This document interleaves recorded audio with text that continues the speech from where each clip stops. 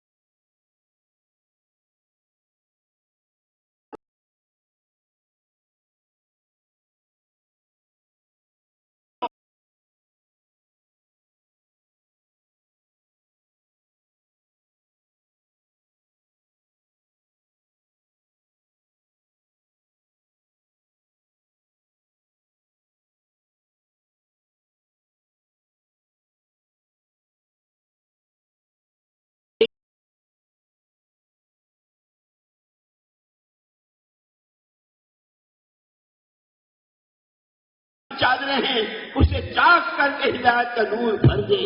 اے اللہ ہماری دنیا اور آخرت دونوں بنا دے. ہماری آخرت بنا دے.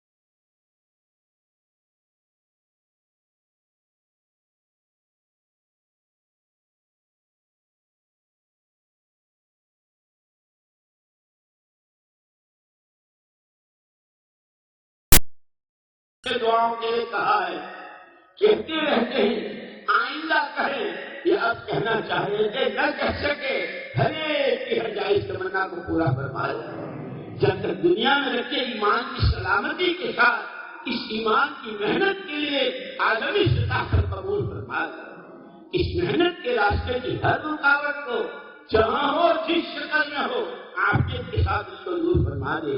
رکاوٹ ڈالنے والوں کو ہدایت نصیب فرما دے۔ اے اللہ، پریشان حالوں کی پریشانیوں کو دور فرما دے، مصیبت زدوں کی مصیبتوں کو ختم فرما دے، بیماروں کو شفائے کامل نصیب فرما دے، بے اولاد کی اے اللہ گودوں کو اولاد سے بھر دے۔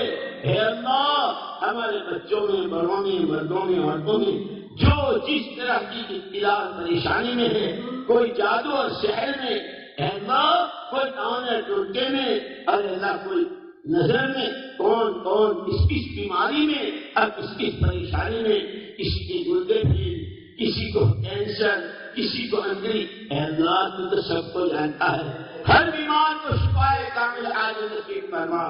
اے اللہ، جو قرضوں میں ڈوب گئے اور جن کی وجہ سے ان کی عزتیں داؤ پہ لگ گئی، اللہ ان کے قرض عافیت کے ساتھ ادا کرے۔ جو ماں باپ اپنی اولاد کے رشتوں کے لیے، ان کی تعلیم و تربیت کے لیے پریشان ہیں، اللہ ان کے لیے اچھے صالح رشتے نصیب فرما۔ ہمارے سفر حضر کو، ہماری پوری جماعت کو اور تمام ساتھیوں کو اے اللہ بہت قبول فرما دے۔ اے اللہ، جماعت نے اور اللہ جماعتوں نے اور ساتھیوں نے جس طرح محنت کی، پروردگار تیری شان کے مناسب تب سجدہ بھی نہیں، لیکن تو بڑا کریم ہے، اس محنت کو قبول فرما کر عالم پورے میں ہدایت کے عود ہوائیں چلا دے۔ ایک دن بندوں نے تو نام لے کر دعائیں کرنے کو کہا، تو ان کا نام بھی جانتا ہے۔ اے اللہ، انہیں ان کی نسلوں کو قبول فرما دے، ہمارے اس پورے مجمع کو قبول فرما دے۔ اے اللہ، جب تک دنیا میں رکھے ایمان کی سلامتی کے ساتھ اس کی محنت میں مشغول فرما، جب دنیا سے جانے کا وقت آئے تو سکرات کو آسان فرما، قبر کو جنت کی تیاری بنا دے، جہنم کا گھڑا بننے سے بچا دے، صراط سے گزرنا آسان فرما دے۔ اے اللہ، ہم کس منہ سے کہیں کہ ہمیں ہمارے نبی کے ہاتھوں جانے کا دلوا دے؟ ہم نے تو آپ کو قبر گھر میں بھی چین سے نہیں لیٹنے دی۔